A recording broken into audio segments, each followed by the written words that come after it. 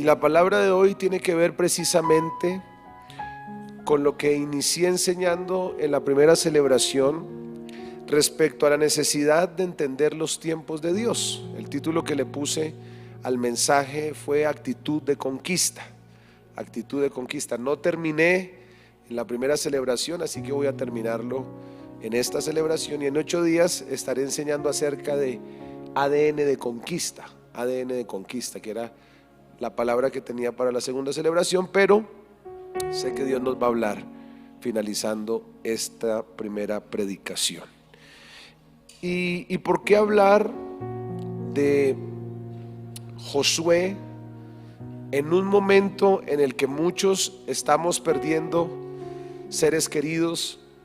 Nosotros precisamente también hace unos días despedíamos a nuestro patriarca, al fundador de la iglesia, el pastor Marco Díaz, quien partió con el Señor. Además de ser el patriarca, el fundador, el apóstol, fue mi tío abuelo, una persona a quien admiré y amé profundamente, y agradezco a Dios por su vida, por las enseñanzas y los principios que nos dejó a toda la familia, especialmente a mí. Pero en esos momentos difíciles de ver que hay una generación que está partiendo con Dios, hay una generación que está finalizando su tiempo en la tierra, nos tiene que llevar a entender también que hay un nuevo tiempo en el que Dios está introduciendo a su iglesia. Y les decía en la primera celebración que si hay algo que Dios me ha hablado en estas semanas en las que he tenido que asumir y entender y comprender que con la ausencia del apóstol, ya la iglesia, su familia, sus hijos, estamos en un nuevo tiempo. Sé que también va a ser esta palabra de refrigerio para quienes han tenido que despedir a sus seres queridos, para que podamos entender que cuando parten esos seres queridos, hay un antes y hay un después en nuestras vidas. Sea doloroso, sea difícil, por supuesto que las despedidas y por supuesto que la separación de la carne nunca dejará de ser difícil, pero hay que entender que cuando terminan esos tiempos, empiezan otros tiempos, y nosotros tenemos que ser entendidos en los nuevos tiempos. Definitivamente,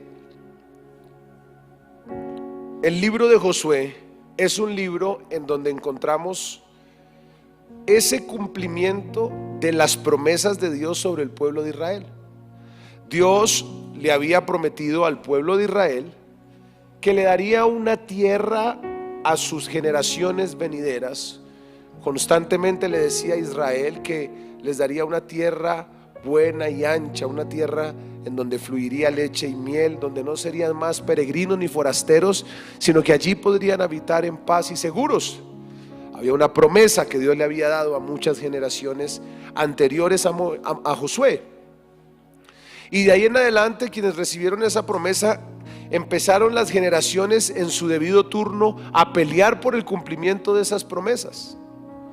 Y qué tan tremendo es ver que lo que Dios prometió a Abraham mucho antes de la existencia de Josué, cada generación hizo algo para que eso se cumpliera en las generaciones venideras. Y eso es muy tremendo analizarlo, iglesia, porque cuando, por ejemplo, uno tiene que despedir a un ser querido, a su padre, a su madre, uno nunca está preparado para eso. Así estén de avanzada edad, nunca está preparado para eso. Yo le decía a la iglesia que yo jamás pensé que la partida del apóstol me fuera a dar tan duro. Pero resulta que lo que uno tiene que entender, más allá del dolor, es que cada generación ha venido haciendo algo para que las próximas generaciones no tengan que hacer lo mismo, ni tengan que empezar de cero. Los que hoy tenemos la oportunidad de tener una profesión, o de haber estudiado, o de habernos preparado en una carrera técnica o lo que sea, pues lo hicimos porque hubo una generación que nos permitió hacerlo, que nos permitió estudiar, que nos dio los recursos, que nos dio formas, hicieron sacrificio, ¿no? Una frase muy elemental de los padres: yo seguramente no le dejaré riquezas, pero sí le dejaré estudio, ¿no? Y si les dejo estudio, pues con eso tendrán que salir adelante. Pero seguramente esa generación no pudo ni siquiera terminar sus estudios, porque les tocó de inmediato empezar a trabajar para poder darle estudio a la próxima generación. Pero ya la tercera generación, esa tercera generación no solo estudió en el colegio, ya se graduó y ya son profesionales. Y de ahí en adelante empieza uno a ver que hay nuevas oportunidades en las familias, ¿verdad? ¿Y por qué pasa eso? ¿Por qué pasa eso? Porque Dios es un Dios generacional. Y como Dios es un Dios generacional, cuando Dios promete algo, una persona no es suficiente para cumplir los planes y los proyectos tan grandes que Dios tiene sobre una sola generación. Y ahí es donde tiene que usar muchas generaciones. Así que, apreciada familia Martínez Henao, lo que Dios empezó a hacer con sus padres, con los abuelos, Dios no solo lo terminará con ustedes, sino que también lo terminará con las próximas generaciones. Y hoy, en este momento de asumir esa partida de esos seres queridos, tenemos que entender que a nosotros nos toca ahora tomar la posta y asumir la responsabilidad que tenemos como protagonistas de esta generación y de este tiempo. Y no se trata de edad, no se trata de cuántos años tengamos, porque usted dirá: no, pero es que como usted tiene 40 años o 60 años, usted no es de la nueva generación, la nueva generación es de los 15 a los 20. No, el que esté vivo en este tiempo hace parte de esta nueva generación. Porque si todavía estamos vivos en medio de toda esta pandemia, en medio de toda esta crisis, es porque Dios todavía no ha terminado lo que empezó a hacer en nosotros.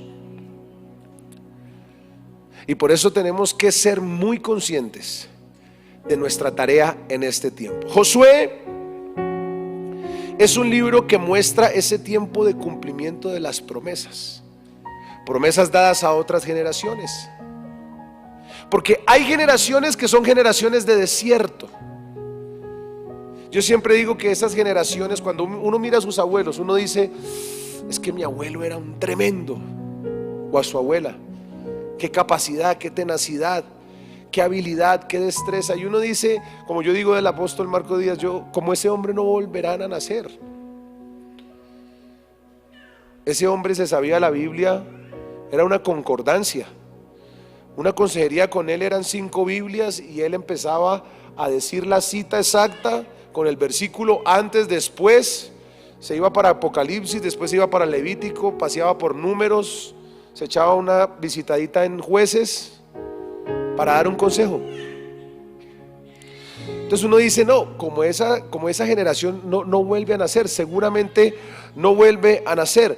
Pero esa generación de desierto fue una generación que Dios permitió vivir para un tiempo específico, donde Dios les dio resistencia, carácter, como decimos, el cuero para aguantar lo que esa generación podía aguantar.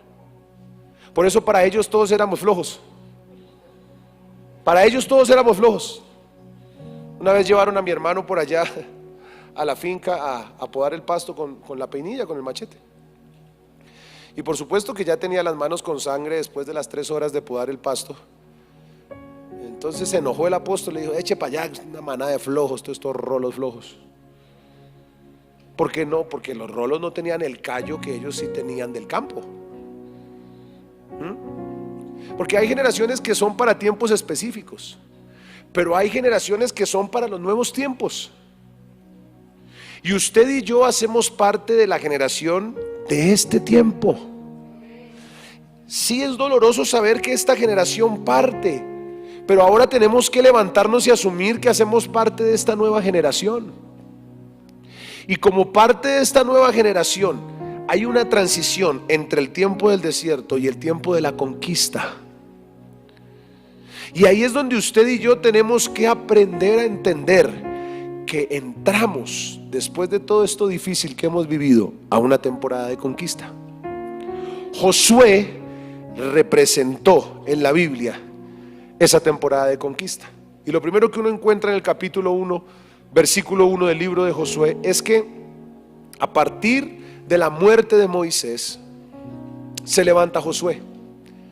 Dice el capítulo 1, versículo 1: aconteció después de la muerte de Moisés, siervo de Jehová, que Jehová habló a Josué, hijo de Nun, servidor de Moisés, diciendo: mi siervo Moisés ha muerto, ahora pues levántate y pasa este Jordán, tú y todo este pueblo, a la tierra que yo les doy a los hijos de Israel.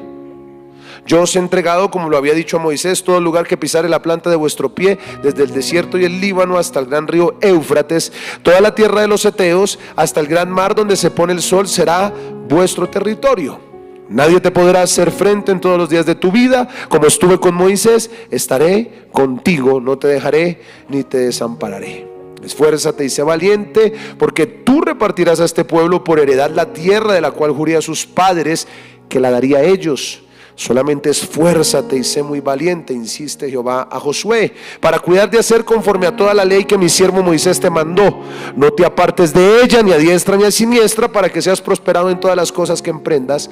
Nunca se apartará de tu boca este libro de la ley, sino que de día y de noche meditarás en él, para que guardes y hagas conforme a todo lo que está en él escrito, porque entonces harás prosperar tu camino y todo te saldrá bien. Entonces, cuando muere Moisés, y esto es muy importante entenderlo, es que se levanta Josué. A veces tiene que partir una generación para que la otra generación se levante. Y eso es algo que solo Dios puede explicárselo a su corazón. Porque cuando un hijo le toca empezar sin su padre, asumir desafíos, retos, enfrentar la vida y empezar un nuevo capítulo, ahí es donde tendrá que poner en práctica todo lo aprendido y tendrá que mostrar que está listo para un nuevo tiempo de conquista. Dios le habla a Josué y le dice: bueno, Josué, Moisés murió, difícil, triste, desesperanzador, pero ahora tienes que levantarte tú. Y lo que Dios me decía es verdad que la partida de nuestro apóstol nos dolió profundamente y nos seguirá doliendo y lo recordaremos, pero ahora, sea como sea, nos tenemos que levantar. Y esta generación tendrá que hacer todo lo que Dios le prometió a Moisés. Y ahí hay 3 instrucciones. Hago un resumen de lo que empecé a iniciar hace 15 días. Le dijo 3 cosas Dios a Josué. Le dijo: número 1, levántense. Número 2, pasen el Jordán. Eso fue lo segundo. Número 3, les voy a entregar todo lo que pise la planta de sus pies. Número 4, mire las instrucciones que le dio: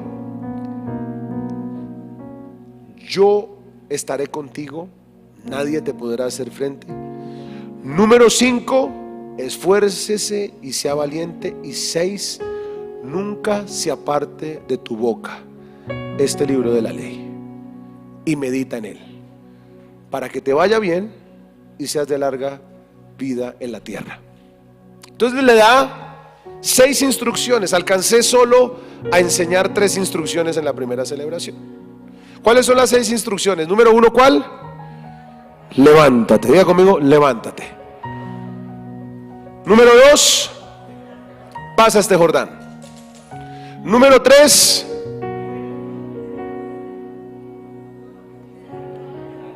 todo lo que pise la planta de sus pies es ¿qué? Como que ahí Dios le dijo a Josué: si usted se mueve, yo lo bendigo. Número 4, ¿qué fue lo cuarto que le dijo? Yo estaré contigo. Vamos, alguien alce su mano al cielo y diga: Dios estará conmigo. Eso es muy poderoso. Ahorita me voy a detener ahí. Número 5, esfuércese y sea valiente. Dígale que está a su lado: esfuércese. Ahora el otro respóndale, dígale, sea valiente. Dígale, miedo. Esfuércese y sea valiente. Y número 6, nunca se aparte de tu boca la palabra de Dios. 6 recomendaciones claves para la conquista. Entonces le hago un resumen breve de las 3 primeras, porque debo terminar con las últimas 3. El resumen breve de las 3 primeras es que cuando Dios le dice a Josué levántese, es porque lo primero que tenemos que hacer para entrar en el tiempo de la conquista es levantarnos de la condición en la que estábamos. Tú tienes que levantarte del desánimo, tienes que levantarte de la angustia, tienes que levantarte del luto, tienes que levantarte de la frustración de no haber logrado los objetivos que habías pensado, tienes que levantarte de los desaciertos, tienes que levantarte de los errores, tienes que entender que el tiempo que pasó ya pasó, no puedes seguir allá, tienes que pasar la hoja de ese capítulo de tu vida y levantarte en una posición de conquista, determinación y proyección para ver la victoria de Dios en tu vida. ¿Cuántos se van a levantar? Diga conmigo, yo me voy a levantar. Lo segundo que le dijo fue: pasa este Jordán. Y ahí era muy importante entender que no hay tierra prometida sin pasar por el Jordán. No hay conquista sin proceso. El Jordán tiene una representación simbólica muy poderosa, porque resulta que esa palabra Jordán en el hebreo ayarden, que significa algo que desciende y corre hacia abajo, y precisamente la ubicación geográfica del Jordán, que hace que fluya ese río por las montañas del Antilíbano, que entra en el mar de Galilea y desemboca en el mar Muerto, es un río que baja, que desciende, que cae, representa la necesidad de renunciar y morir a lo que no le agrada a Dios y a lo que impide en nuestra vida que Dios cumpla sus propósitos.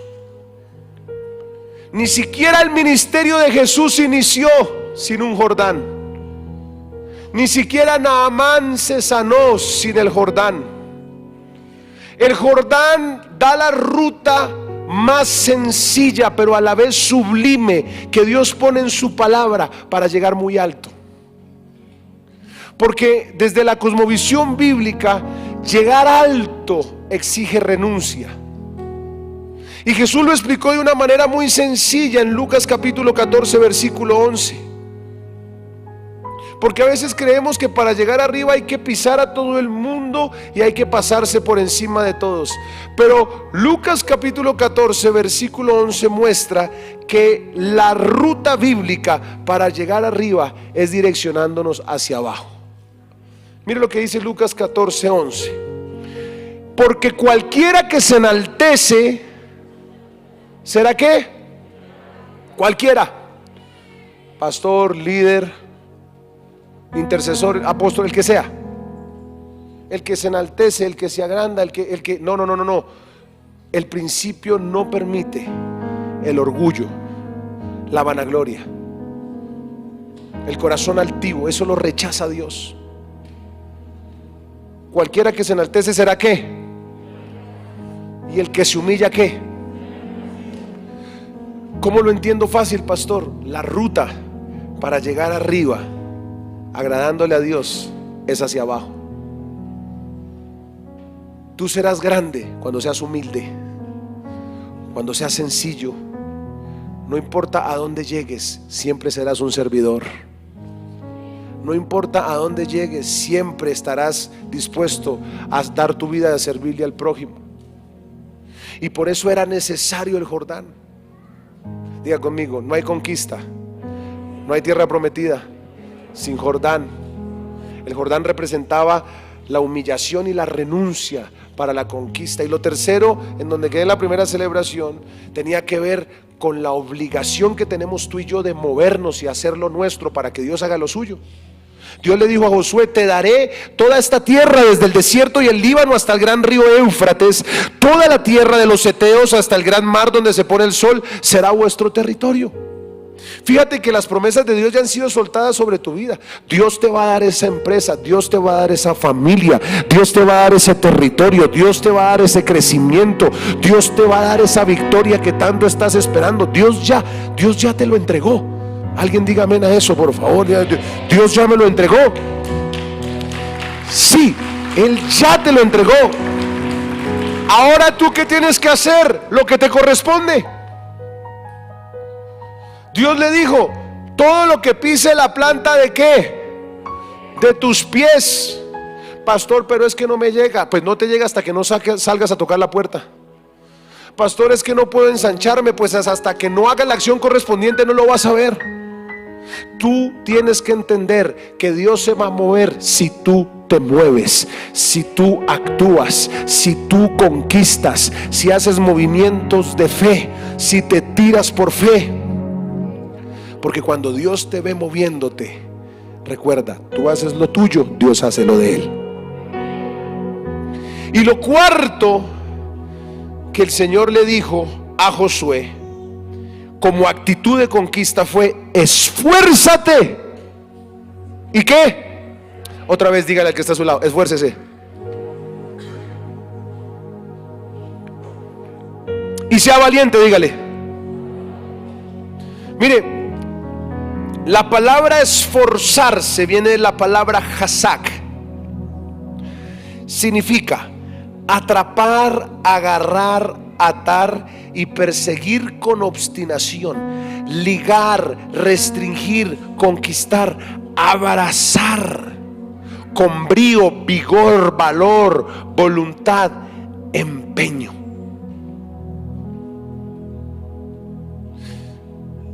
Esforzarse es hacer algo más de lo que ya has venido haciendo.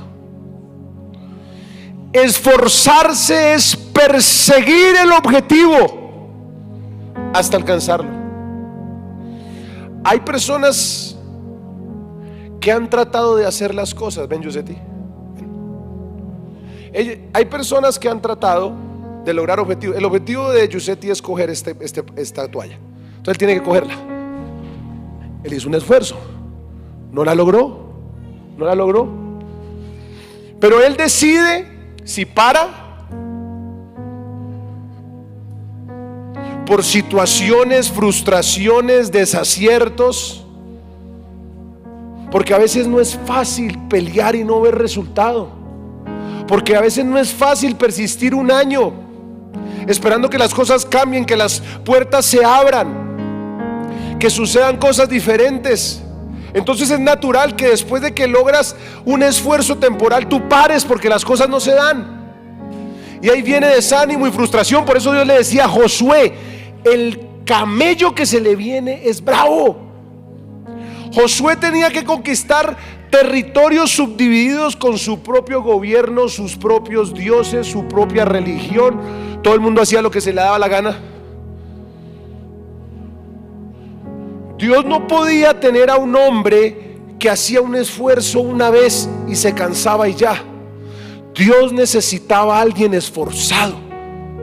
Y entonces el esforzado, cuando veía que no podía, entonces seguía intentando y seguía insistiendo y seguía volteando y venía por un lado y por el otro, hasta que llegaba un momento en el que lograba el objetivo, pero no porque él quisiera, era por el esfuerzo. Mire, sigue el esfuerzo y no lo coge. Mire, no lo coge, todavía no lo coge, pero lo va a coger, porque es que llega un momento que lo coge.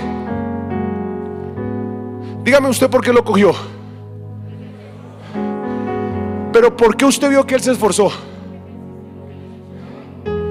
No sé si están entendiendo lo que les estoy tratando de decir. Muchos de ustedes se quedaron acá, y hoy lo que Dios les está diciendo es: todavía no lo ha logrado. Corran hasta alcanzarlo. Atrápenlo, agárrenlo, persíganlo, tengan empeño, tengan la fortaleza, tengan la valentía de insistir hasta alcanzarlo. Hubo gente que no le fue bien con un emprendimiento al inicio del año, y yo vengo a decirle de parte de Dios: golpeen la segunda vez y la tercera y la cuarta y la quinta y la sexta y la séptima, porque si ustedes siguen golpeando, la puerta no se va a abrir, la puerta se va a caer. Y eso es lo que sucede cuando hay una generación que se esfuerza. ¿Cuántos se van a esforzar? Tú puedes decir: yo no lo he logrado, no lo he logrado. ¿Cuántos dicen no lo he logrado? Con sinceridad: no lo he logrado. Fresco: yo tampoco. Pero ¿sabe qué dijo el apóstol Pablo? Rápido, Filipenses capítulo 3. Hay alguien que se va a esforzar y va a lograr cosas en días que no había logrado en años. Alguien reciba eso en el nombre de Jesús. Filipenses, ¿ya lo tiene? Yo no. Filipenses, téngame paciencia. Ok, entonces mire lo que dice Filipenses capítulo 3, versículo 12. Póngalo acá. ¿Qué dice? No que no haya ¿qué? Estamos a mitad de año. ¿Logró todo lo que escribió en ese papelito en diciembre? Hasta la suegra todavía la tiene ahí al lado, vea. Santo Dios. Porque uno llega en diciembre y saque los objetivos y escriba: entonces voy a comprar una casa en Cancún, voy a comprar la finca, la moto, el negocio, ¿cierto? Pasa enero, pasa febrero, ni un triciclo, ni una habitación en Biotá. Allá en Biotá, ¿no? Como que uno dice: bueno, no he logrado nada. Entonces el apóstol Pablo dice: frescos, muchachos. No que lo haya alcanzado ya, ni que ya sea perfecto, pero eso sí, prosigo. Alguien diga conmigo: no lo he logrado, pero voy a insistir, voy a proseguir, me voy a esforzar. Y aunque se me suelte el objetivo, voy a correr hasta alcanzarlo. Aunque se me suelte el objetivo, voy a seguir. ¿Por qué? Porque es que usted tiene que correr hasta que logre. Mire lo que dice: por ver si qué, si logro qué, que es asir, atrapar. Por eso tengo aquí a Yusetti corriendo detrás mío. Porque es que, gracias hijo, ya está bien, no te voy a hacer correr más. Porque es que las cosas se atrapan. Con pasividad no vas a lograr nada. La gente que ha logrado salir adelante es porque rompe el bozal, se da la pela, aunque su familia le diga que no, aunque la gente le diga que está loco, aunque la gente le dice que es una locura. Usted dentro de su corazón dice: para usted locura, pero de que lo logro, lo logro. De que conquisto, conquisto. De que pasamos el 24 en nuestra nueva casa. Alguien reciba esta palabra. De que pasamos el 24 en la nueva casa, lo pasamos. De que venimos a la iglesia en un nuevo carro, venimos a la iglesia en un nuevo carro. De que logro el objetivo que me propuse, lo logro. Porque me voy a esforzar. ¿Cuántos se van a esforzar? Hay cosas en la vida que te van a detener, te van a desanimar, te van a frustrar. Por eso Dios le dijo a Josué: tú eres generación de conquista, hijo. Tú no eres generación de desierto. Y la generación de conquista tiene que esforzarse, tiene que animarse, tiene que ser pujante, tiene que tener brío, tiene que tener resiliencia, para que cuando una puerta se cierre, su casa y su familia no se desanime y vaya a golpear la próxima puerta. ¿Por qué? Porque no camino por vista, yo camino por fe. Y fiel es el que prometió, fiel es el que inició algo en mi vida. Él lo terminará, Él lo perfeccionará. ¿Cuántos se van a esforzar? Alce su mano y diga conmigo: yo me voy a esforzar. Yo me voy a esforzar. tenemos que esforzarnos.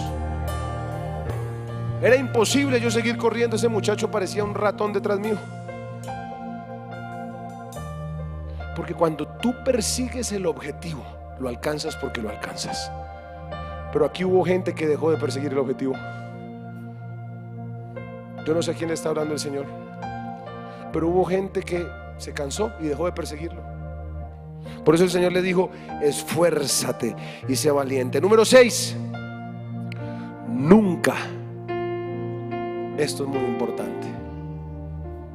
importante, nunca se apartará de tu boca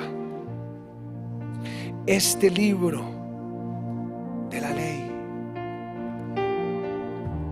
sino que de día y de noche meditarás en él, para que guardes y hagas conforme a todo lo que en él está escrito, porque entonces harás prosperar tu camino y todo te saldrá bien. A mí siempre me dejan en pausa los absolutivos en la Biblia. Mire lo que dice. Dice: nunca se apartará de tu boca este libro de la ley, sino que de día y de noche meditarás en él, para que guardes y hagas conforme a todo lo que en él está escrito, porque entonces harás prosperar tu camino y todo te saldrá bien. ¿A cuántos quieren que las cosas les salgan bien? Usted está metido en un proyecto, usted dice: yo necesito que esto me salga bien. ¿Cuántos necesitan que algo salga bien? Que este proyecto me salga bien, que esta inversión me salga bien, que esta red me salga bien, que en mi estudio me salgan bien las cosas, que mi hogar le vaya bien. Yo necesito que me vaya bien. Ok, si tú quieres que te vaya bien en algo, tienes que volver este libro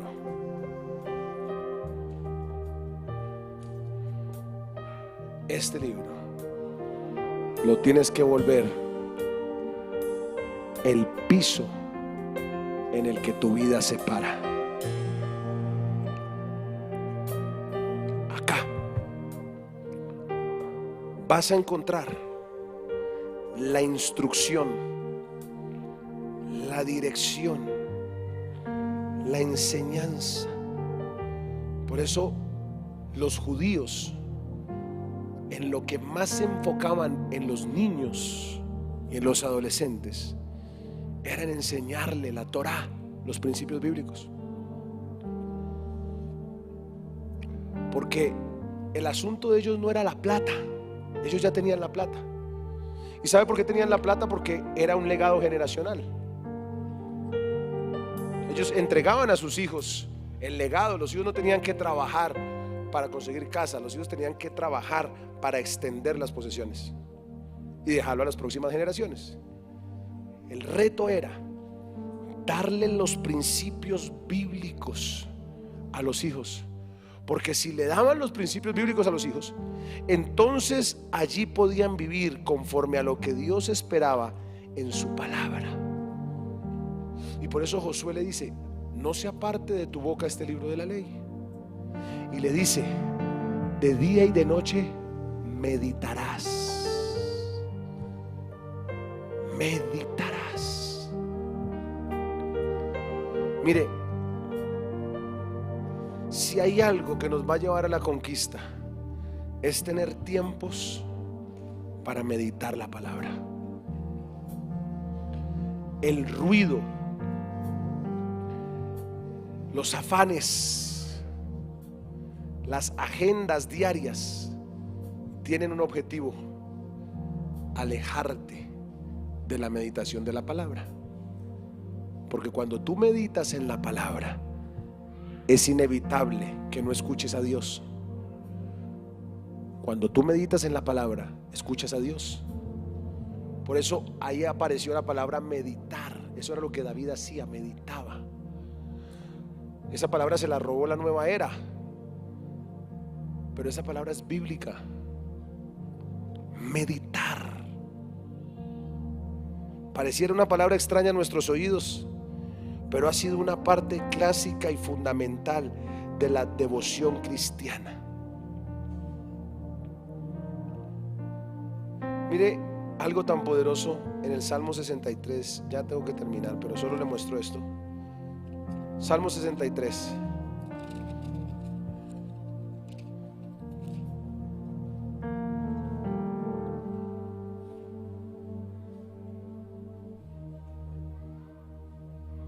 Versículo 1, ¿lo tiene? Mire cómo dice el salmista: Dios, Dios mío eres tú. De madrugada, ¿qué? Te buscaré. Mi alma tiene sed de ti, mi carne te anhela, en tierra seca y árida donde no hay aguas, para ver tu poder y tu gloria, así como te he mirado en el santuario, porque mejor es tu misericordia que la vida. Mis labios te alabarán, así te bendeciré en mi vida, en tu nombre alzaré mis manos.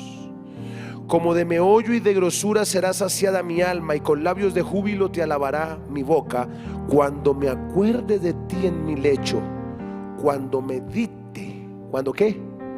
Medite en las vigilias de la noche. Medite. Cuando usted medita en la palabra, allí pasa algo, y es que usted va a entender lo que Dios quiere de usted en un momento específico.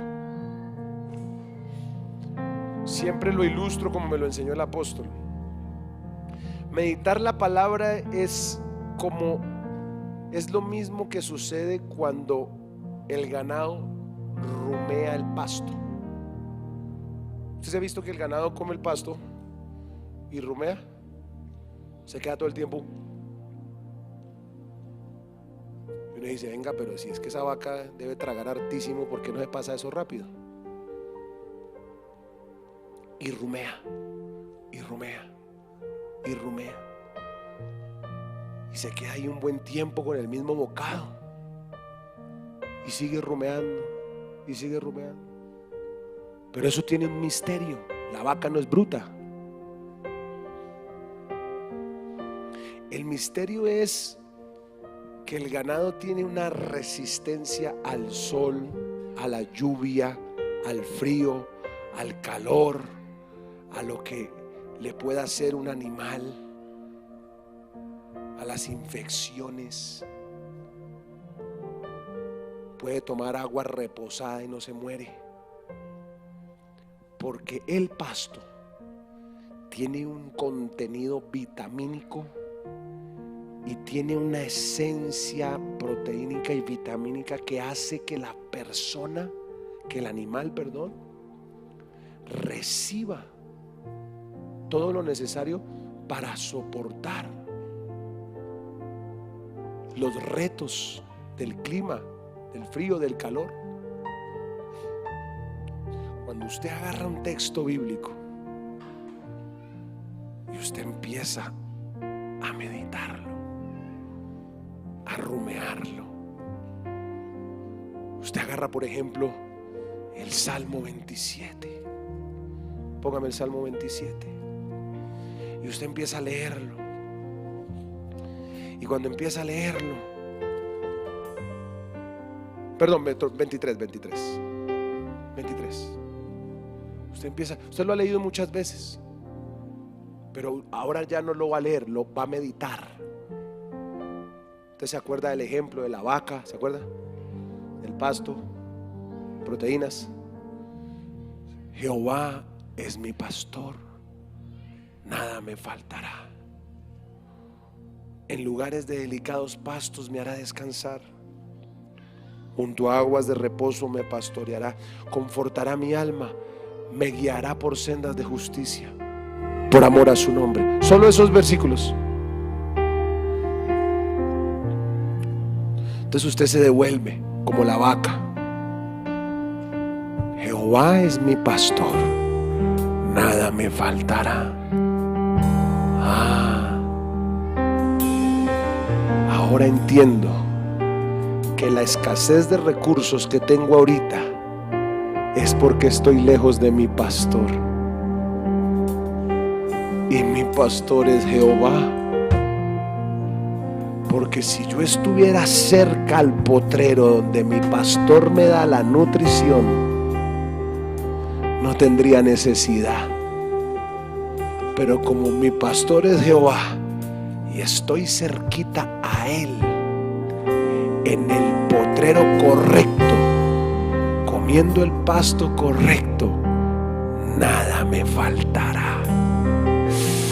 la solución para esta crisis es volver a mi Padre Celestial, volver a congregarme, recibir palabra no solo los domingos, formarme, servir, asistir a las... ¿Sí vio todo lo que salió de un versículo? ¿Por qué le salió tanto jugo a un versículo?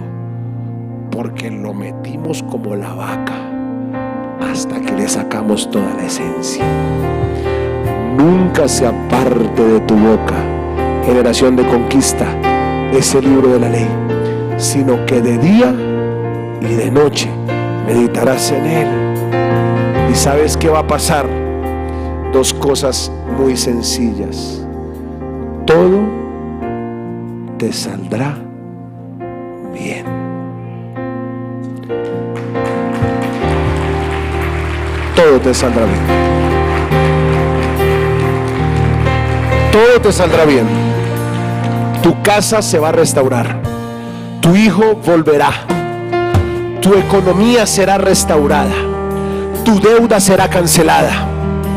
Dios te restituirá todo lo que el enemigo quiso robarte en los últimos meses. Dios recompensará la obra de tus manos de una manera sobrenatural. ¿Por qué? Porque nunca se apartó este libro y meditaste en él. Generación de conquista, estás condenado a que todo te salga bien. Ponte de pie. Ponte de pie. ¿Cuántos recibieron la instrucción para tener una actitud de conquista? ¿Cuántos van a conquistar esta semana? Dice, pastor, yo voy a conquistar esta semana. Entonces, ¿qué hay que hacer? Levántese. ¿Cuántos se van a levantar? Pasen este Jordán. Pisen lo que tienen que pisar. Diga conmigo, voy a pisar lo que tengo que pisar. ¿Qué más tengo que hacer? Esforzarme y ser valiente. Diga conmigo, me voy a esforzar hasta que lo atrape. Tengo que meditar en la palabra. Y por último, recordar algo tan precioso que Dios le dijo a Josué y le dio mucha seguridad. Así como yo estuve con Moisés, así también estaré contigo. Ayer me llegó esa palabra en un mensaje de texto. Casi se me tira la predicación porque me tiré a llorar como media hora. Porque yo decía, Señor, tú también estarás conmigo. Esa palabra, yo estaré contigo, es muy poderosa.